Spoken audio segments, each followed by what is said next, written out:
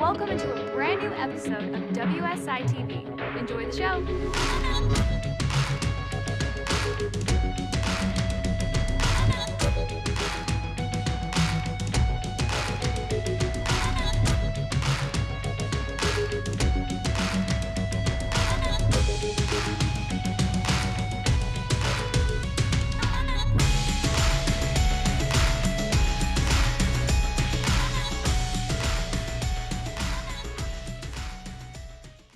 Hi, welcome back to WSI TV. I'm Leah Warren and I'm joined by Jim Samson today for an episode of Jim's Market Update. How are you doing today, Jim? Good, how are you? I'm doing great.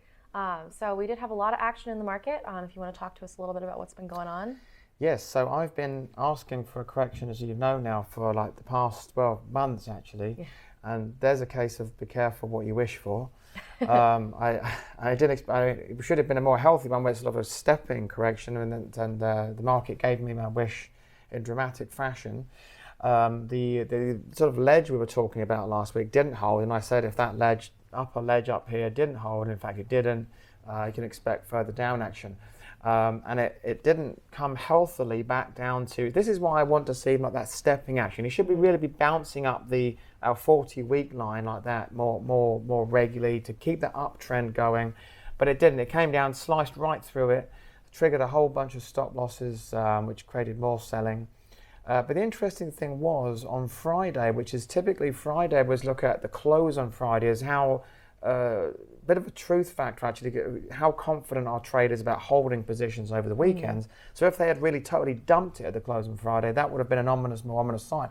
The actual opposite happened. What you see is this tail here, which means like a huge amount of buying came in it was like the last minutes of the trading session on Friday.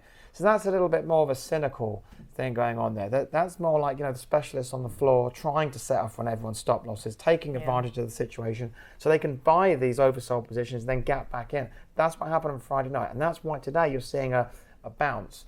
Now you can expect some selling to come into that bounce, and it's been, fighting all day long. And it's still very much below its key moving average of the 40 weeks. So, the uptrend has certainly been broken in big style. But it's got its work to do in terms of what the conventional market would see as being a healthy situation back above the 40-week.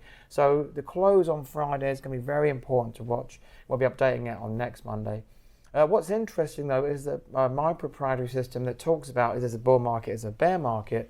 I mean, it has a flawless track record, and other than the last few minutes of trading on Friday, it looked like that record was going to be broken.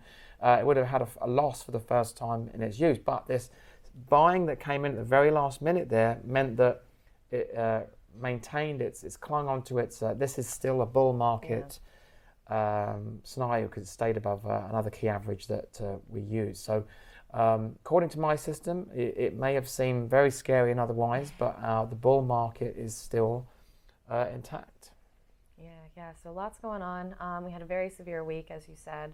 And a lot of people are looking at the coronavirus, of course, as the catalyst for this. We were talking a little bit earlier about the kind of disparity between the reality of the coronavirus situation and the fear selling that we're seeing in the stock market.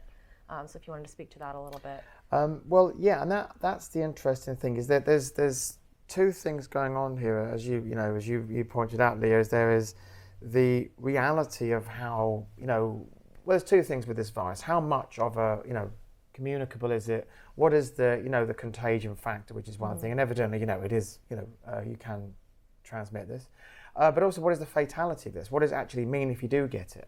And it's 1% of the population right now are, actually, unfortunately dying from it when they get it. And they're typically, the cases have been elderly or people who are having a weaker immune systems. So, I mean, one of the best things you can actually do right now is, face masks is one thing, but, having boosting up your immunity. Citrus fruits and things like that are still in the stores, whereas face masks are not. So just having a healthy lifestyle, because this virus is picking on the people who, have weaker systems and who do not have a healthy lifestyle. So the reality is quite, flu kills a similar amount of people every year, and that's transmittable, and that's a virus. So, you've got to look at the case. The biggest worry is going to be the reaction to it with the people. The media are using this as an opportunity to whip people up into a frenzy as they always do. We're over the trade war thing now. That didn't pan out, so now we need a new fear story, and the new fear theme right now, is the coronavirus, which is really just really a bad case of flu to all intents and purposes. So the public reaction is going to be how they react to that is important. If they stop going to shopping malls because they don't want to go out, that's going to this whole thing becomes a self-fulfilling prophecy. By the media making it into one, the impact on the real economy could be felt dramatically unless this thing gets either the media stops winding people up, or that's not going to happen, or they come up with a cure, or something like that to make it go away. Until then, that's the status on this. Yeah, absolutely. And we're seeing everything still shut down in China, and that's causing issues with shipments and supply and demand problems there. And that's where the real issue is. It's not in the actual virus; it's in the reaction to it, and how that affects the real economy. And that is the real, and what is effectively an imaginary crisis becomes a real crisis. Absolutely. And we saw the effects of that in the last week's market movement. But we are seeing a pullback, so hopefully we'll see some strong movement moving forward. Yeah. So the bull market is still intact according to our system, and the market for its good health situation we want to see this week close up above we're about 3,100 on Friday. I'd say that the market is predicting that actually it isn't that bad and it's come to its senses. Yeah. So I think that about sums up where we're at for this week. Yeah. Thank you so much for joining me. Thanks for having me. Absolutely. And as always, I have to remind you guys to go on the WSITV.com, sign up for our free daily newsletters and updates on the current situation. So thank you so much for joining us, and we'll see you next week. See you next time.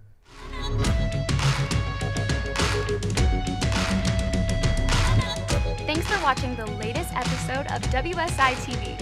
Be sure to visit WSITV.com, where you can subscribe for free with no contract and gain instant access to the secrets of self-made millionaires via the WSI TV Vault. So go ahead and claim this gift for free now at WSITV.com.